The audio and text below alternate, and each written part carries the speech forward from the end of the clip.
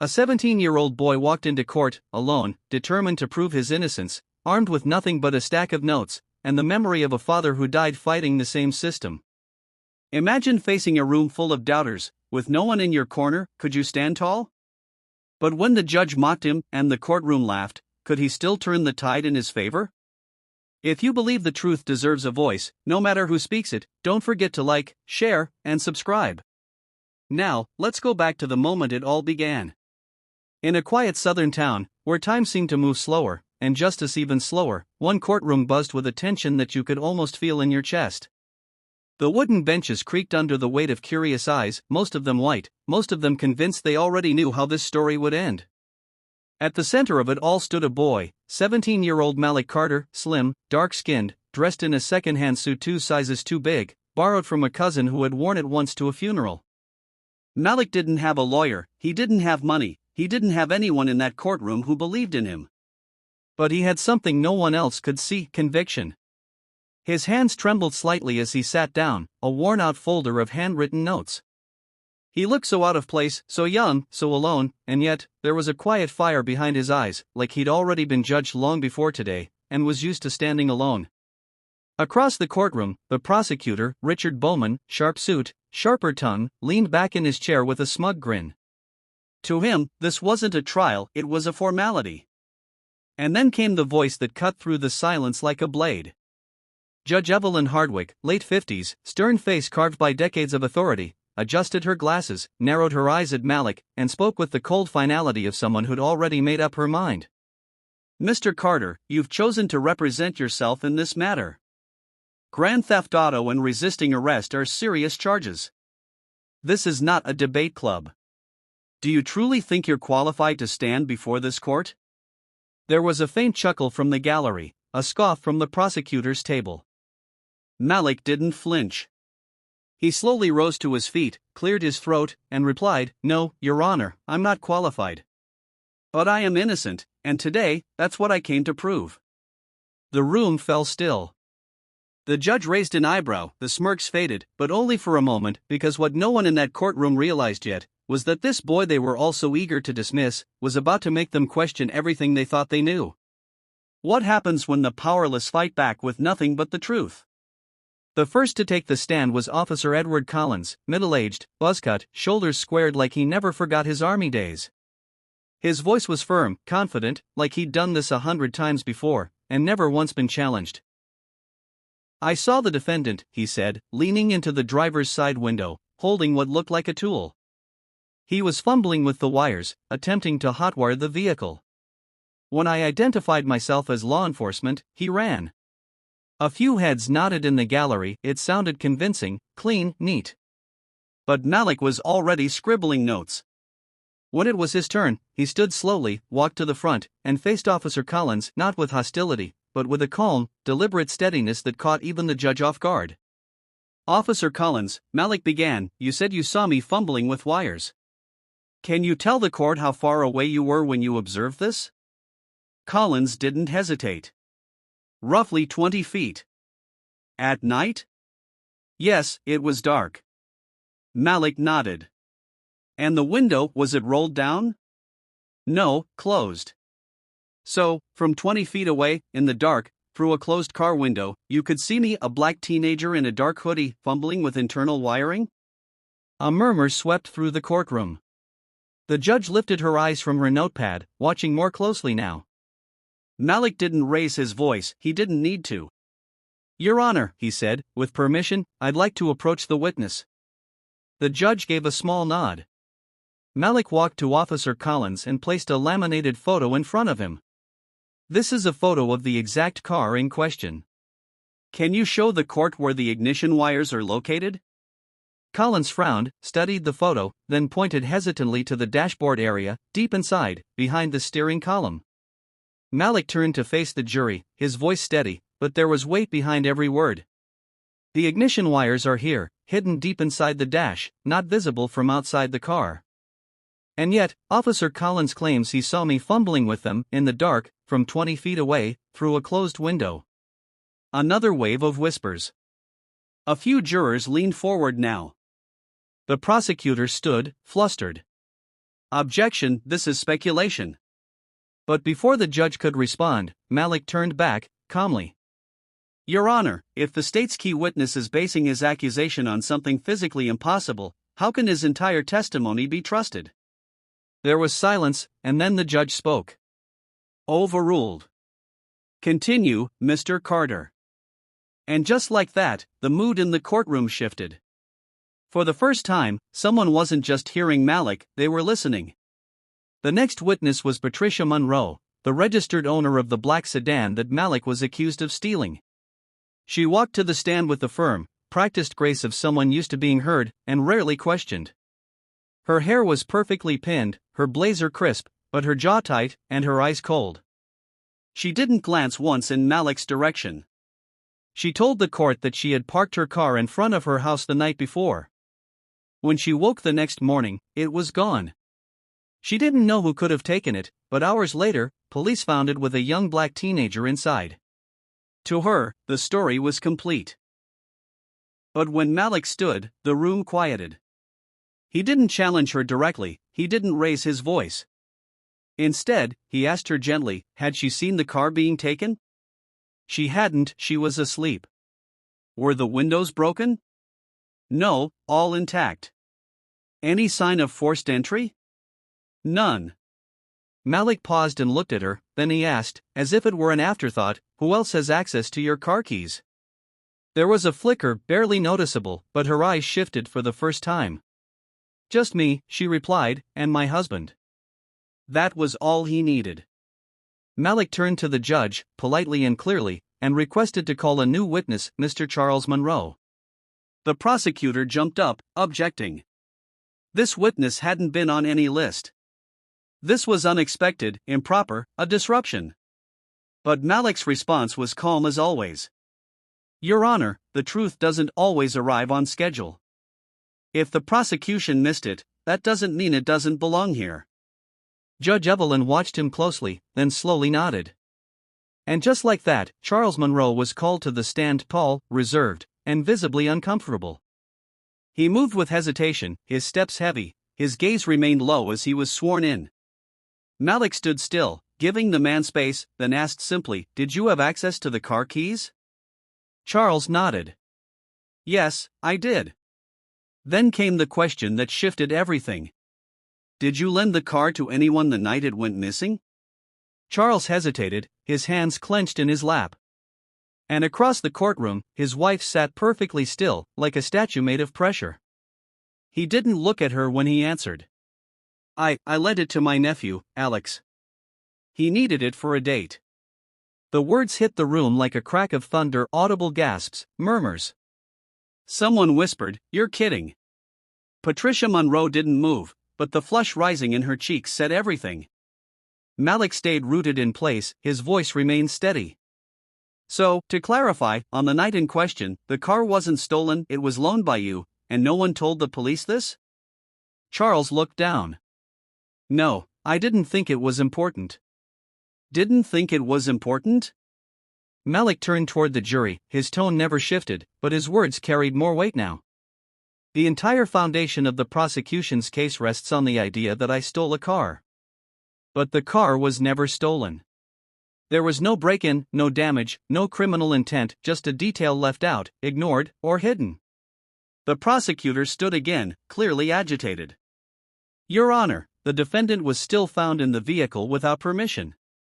But Malik turned to face the bench before the judge could reply. Your Honor, if the car wasn't stolen, then this is not grand theft auto. And if this isn't grand theft auto, then what exactly is it? There was silence. Even Judge Evelyn didn't respond right away. She looked at Charles Monroe, then at her own notes, then finally back at Malik. Something was unraveling, and she knew it. Malik gave a respectful nod and returned to his seat as Mr. Monroe stepped down from the stand. The tension in the courtroom had shifted again, not just in the air, but in the eyes of the people watching. The smirks were gone, so were the whispers of certainty. Now, there was doubt, and maybe, just maybe, something else, respect. The courtroom had grown still after Charles Monroe's confession. What began as a confident prosecution was starting to look careless or worse, conveniently selective. But Malik wasn't done. He stood once more and called his next witness Alex Monroe, the nephew who had borrowed the car that night. Alex was thin, awkward, barely 18. He shuffled to the stand with the kind of nervous energy that made you wonder if he'd ever spoken in public before.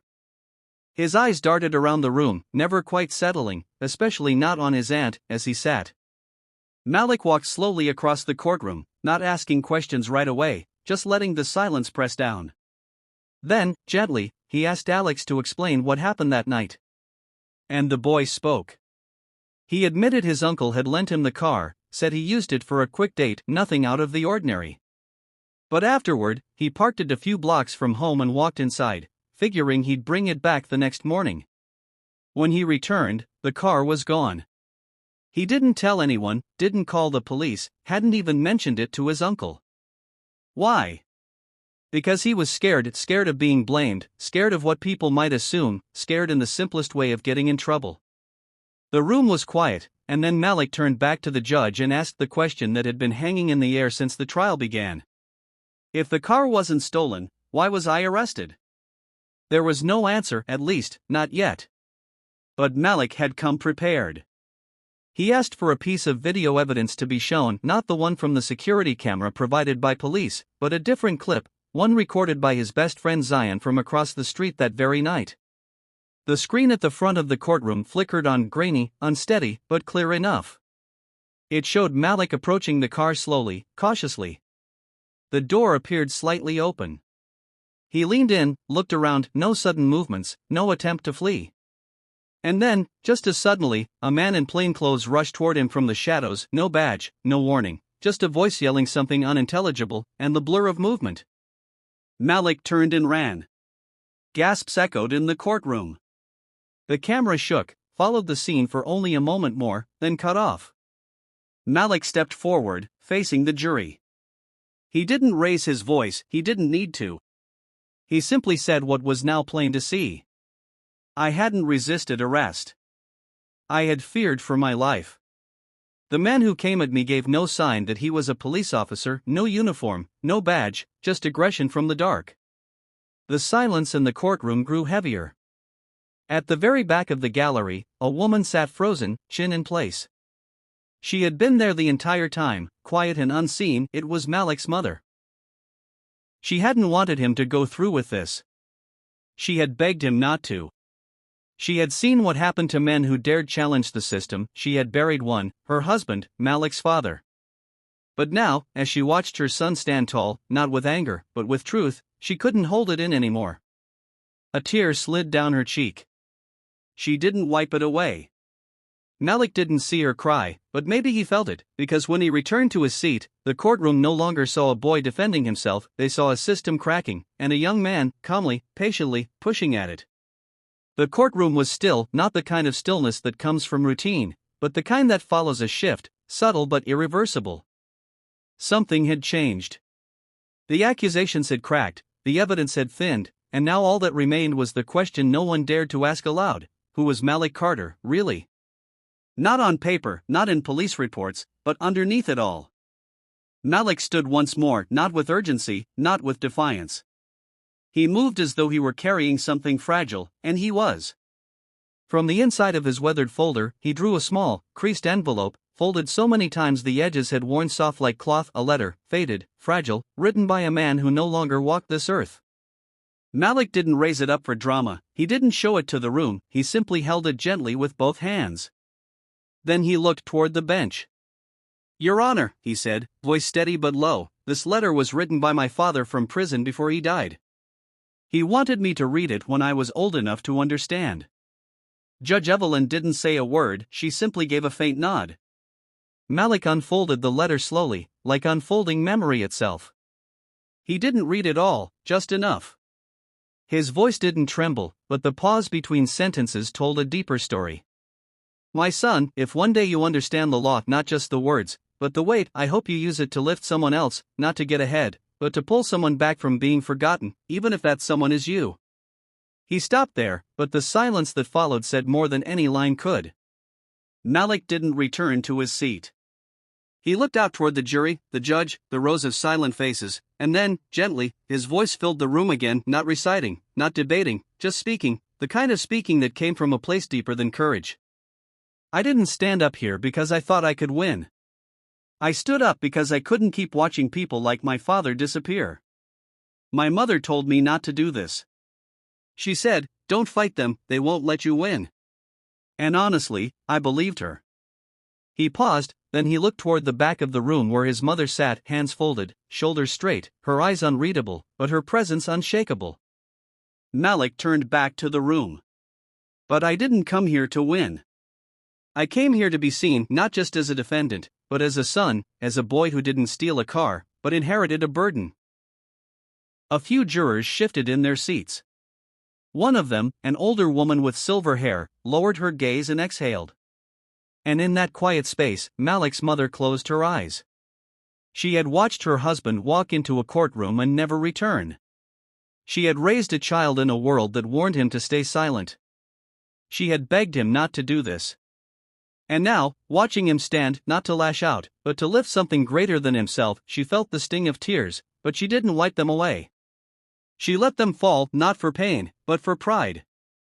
Judge Evelyn hadn't written a word in several minutes.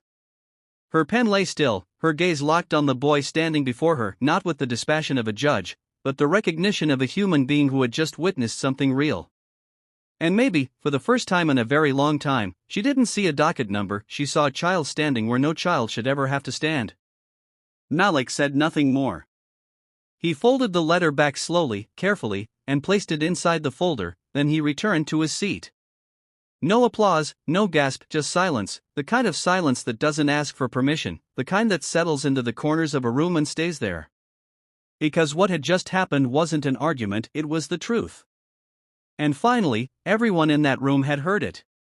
After all the witnesses, all the facts, and all the unraveling, there was one story left to tell, his.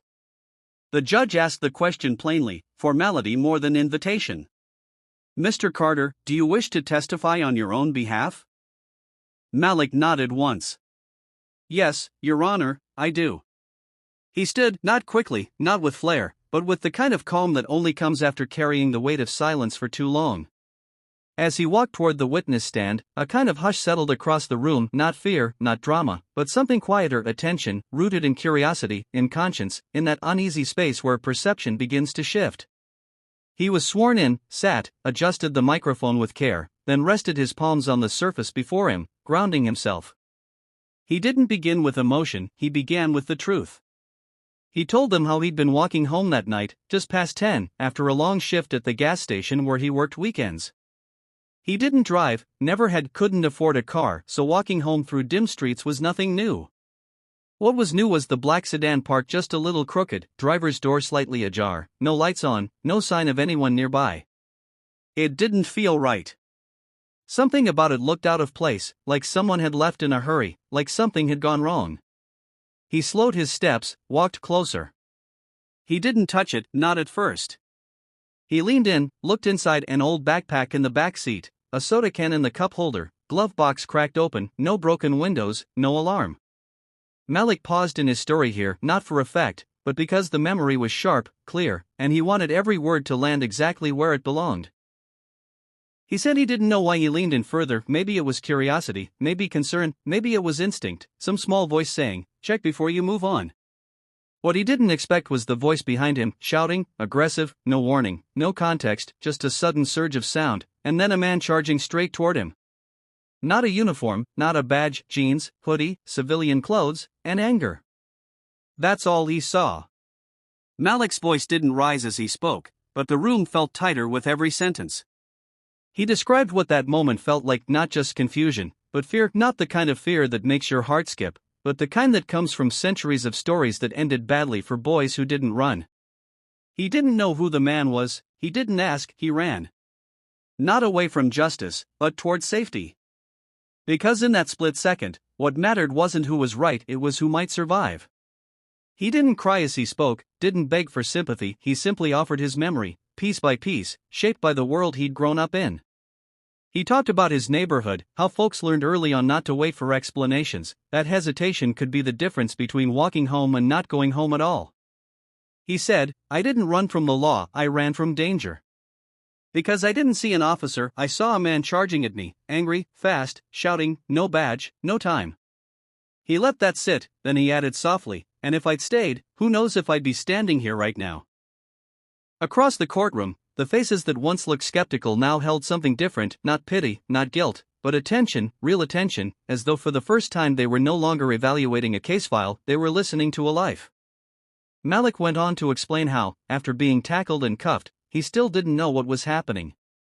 No one explained why he'd been arrested, no one told him the car had been reported stolen, no one asked him what he was doing there. He was just taken, processed, labeled, charged.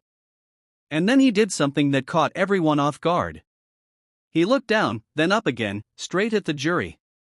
His voice didn't shake, but it carried the tremble of history. "I know what people see when they look at me, a young black male, no lawyer, no money, must have done something." He wasn't angry, just tired. "I grew up hearing my mom say, 'Keep your head down, don't give them a reason.' But that night, I didn't even have a reason, I was just there." He exhaled, slow and heavy. "So I ran. Because when a man comes at you like that, and you don't know who he is, and the world you live in tells you that people who look like you don't get second chances, you run." At the back of the courtroom, Malik's mother sat perfectly still, her eyes locked on her son, not pleading, not afraid, but proud, a quiet kind of pride, shaped by loss, sharpened by experience. She had warned him not to fight, not to challenge the system, because she had seen what it did to her husband. But now, watching Malik speak with honesty, clarity, and restraint, she understood something else. Her son wasn't fighting to win, he was fighting to be heard. Malik finished with this, "I didn't come here expecting to change anyone's mind. I came here to speak my truth, because my father never got that chance, because too many like him never do. And if I sit down without saying this, then I become part of the silence that took him." He didn't wait for a reaction, he didn't ask for one. He simply looked at the judge, nodded respectfully, and returned to his seat. The silence that followed wasn't tense, it was reverent. In that moment, the room wasn't just a courtroom anymore, it was a space where a boy had turned into a voice, and that voice had reminded everyone what justice was supposed to sound like. Malik had said everything he came to say, not with fire, not with fury, but with something much harder to dismiss, truth. He returned to his seat, and for a few long seconds, no one moved, no one even blinked. Because what he left hanging in the air wasn't just a defense, it was a reminder of how easily people like him were misunderstood, misjudged, forgotten. And then, just before the judge could speak, Malik turned once more toward the jury. His voice was quieter now, but every word landed with weight. "I don't have a law degree, I don't have a fancy suit, I don't even have a lawyer." He paused, then added, steady as ever, "But I have the truth, and a letter from a father who died waiting for justice to matter." That was it, the last thing he would say in his own defense. And somehow, it said everything. The silence that followed wasn't like the silences before, it wasn't confused or uncomfortable, it was full of the things people weren't sure how to say. One juror wiped her glasses slowly but didn't put them back on. Another rested both hands flat on the railing in front of him, his eyes no longer darting, just fixed. Even the prosecutor sat frozen, his pen idle. He had prepared 100 rebuttals, but none of them made sense anymore. In the back row, Malik's mother leaned forward just slightly, not to cry, not to break, but to breathe. For the first time in hours, maybe days, she allowed herself that quiet, steady breath, the kind of breath that says, "He made it this far, and maybe that's already a victory." At the bench, Judge Evelyn Hardwick sat straighter than usual. Her fingers no longer moved across the page, her gaze no longer darted between faces. She looked at Malik the way someone might look at a mirror that had just been cleaned, seeing not just the reflection, but the blind spots behind it. Years on the bench had taught her how to spot manipulation, exaggeration, spin. But what she'd just seen was real. And when she finally spoke, her voice had lost the cold sharpness it carried at the start of the trial, it was quieter now, more human. "Mr. Carter," Malik looked up, "you've done something rare here today. You didn't just defend yourself, you made us look closer, think harder." There was a pause, not for effect, but because even she was choosing her words carefully. "Carter, you should go to law school, not to win cases, not to prove people wrong." She looked at him this time, not as a judge, but as a woman who had finally listened, but to change things. Malik didn't speak, didn't smile, he just nodded once.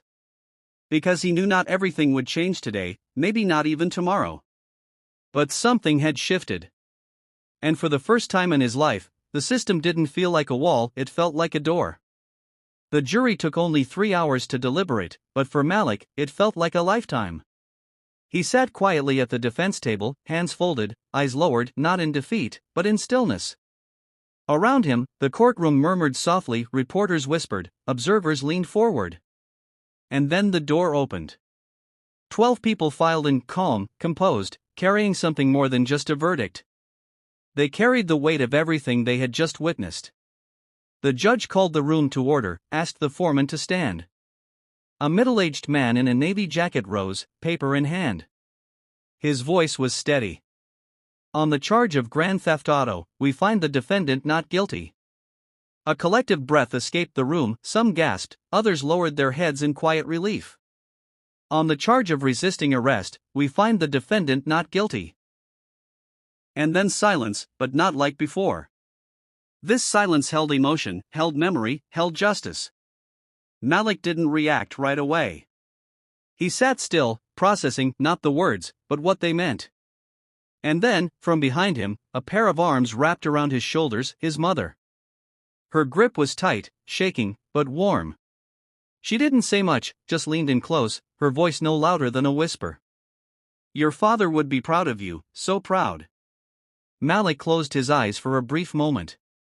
He let go of the tension, of the fight, of the weight he'd been carrying since the day this began. As the courtroom began to empty, a familiar figure approached Alex Monroe, hands in his pockets, shoulders slumped with something that wasn't guilt, but shame.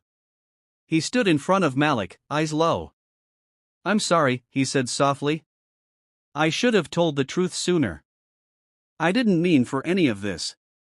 Malik looked at him, not with anger, not with bitterness, just a quiet kind of understanding. It's okay, he said. We all learn at our own pace. Alex nodded, then stepped back into the crowd, one more young man carrying a lesson he'd never forget. Outside the courthouse, the sun had begun to dip, but the sky was golden, a soft, warm glow stretching across the city, like hope reaching for the horizon. On the steps, Malik's best friend stood waiting, camera phone in hand. He didn't say a word, just hit record. And through that small lens, he captured a boy walking out of a courtroom, not defeated, transformed. Malik stepped into the light, blinking for a moment, then smiling, not wide, not proud, just real. He turned to the camera just briefly, as if answering a question that hadn't been asked out loud. I'm going to law school, he said, and one day, no one will be silenced in court like my father was. And with that, he kept walking down the courthouse steps, into the street, into whatever came next. The fight wasn't over, but something had changed. He was no longer a boy on trial, he was a voice. And voices like his don't fade, they echo. If this story moved you, please take a moment to like the video and share it with someone who needs to hear it. Your support means the world to us, and it's what keeps us creating meaningful stories like this one. Don't forget to subscribe, so you never miss the next powerful voice that deserves to be heard. Thank you for being part of this journey.